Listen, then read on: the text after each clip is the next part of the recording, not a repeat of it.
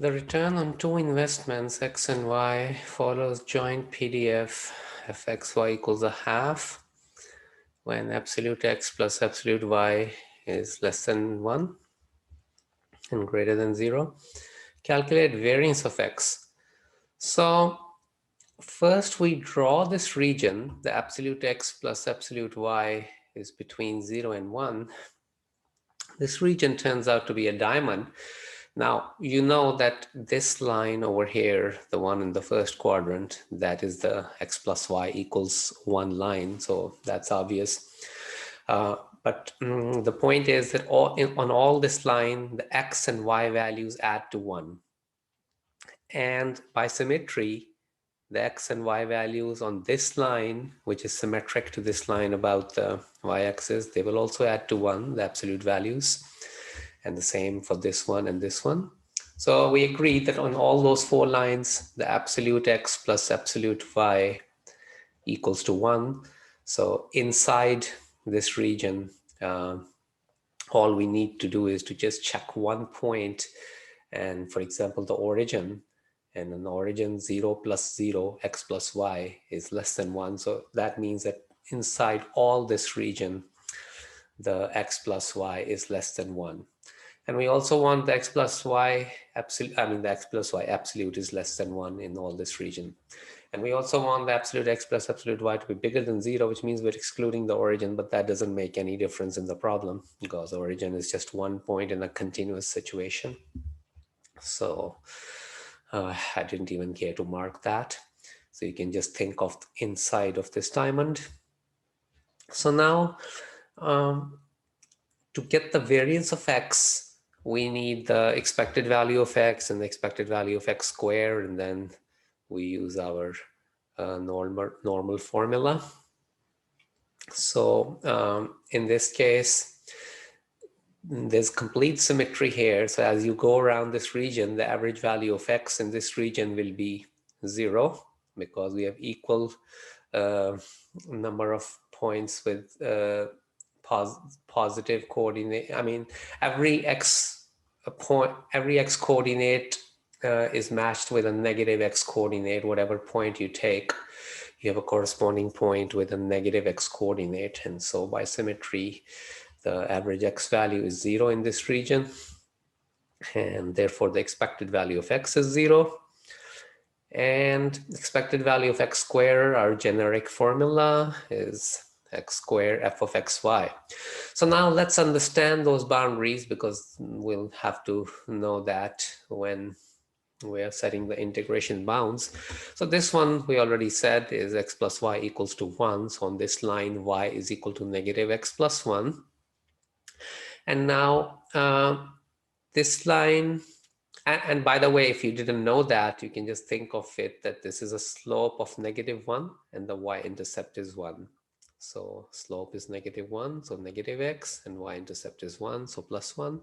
Similarly, on this line, the slope is 1 and the y-intercept is negative 1, so it'll be X minus 1. Here the slope is 1, the y-intercept is 1, so y equals X plus 1 for this line. And here the slope is negative 1, y-intercept is negative 1, so it's negative X minus 1. So now when we integrate, if we integrate with respect to y first, then as we move in this region, this is the beginning point of the region, and as we move towards the right, so up to this point, from x equals negative 1 to x equals 0, we see that if we take a vertical strip, it always will have negative x minus 1 in the bottom and x plus 1 on the top. Whereas once we get past x equal to 0, then we have different lines on the bottom and top. So the region has to be broken up into two double integrals. So the first, as x is from negative 1 to 0, where x is the outer variable, y was from negative x minus 1 to x plus 1, negative x minus 1 to x plus 1. And then when x is from 0 to 1, y will be x minus 1 on the lower end of the strip, and negative x plus 1 on the upper. So x minus 1 to negative x plus 1 when x is from 0 to 1. And after that, the 1/2 can, and we substitute the PDF, which was a half. So then we can pull the 1/2 out. And it's x squared is a constant, and the integral is just to y for the dy. So y goes from negative x minus 1 to x plus 1, and similarly here. And when you substitute the y values, it's x plus 1 for the upper minus negative x minus 1 for the lower. And all this simplifies to 2x plus 2, and you multiply by x squared, you get 2x cubed plus 2x squared. And similarly here.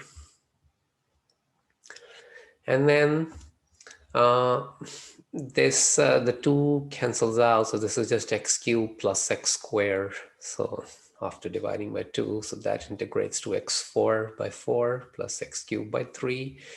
And similarly here, it's negative x plus by 4 plus x cubed by 3. And all this, when you substitute, you get 1/6 in the end. And now that was e of x squared, but since e of x was 0, so we can just write, that's also going to be the variance. So we can just write the steps. So variance of x would be e of x squared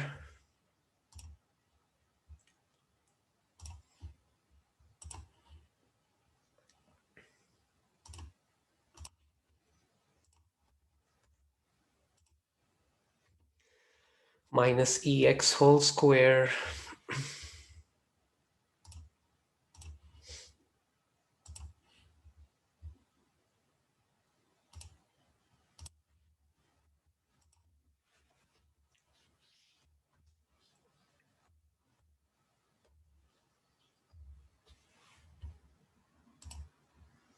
and that will be 1/6 minus 0 squared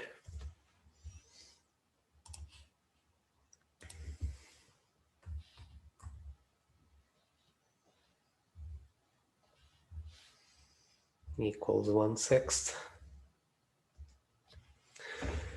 And that was choice A.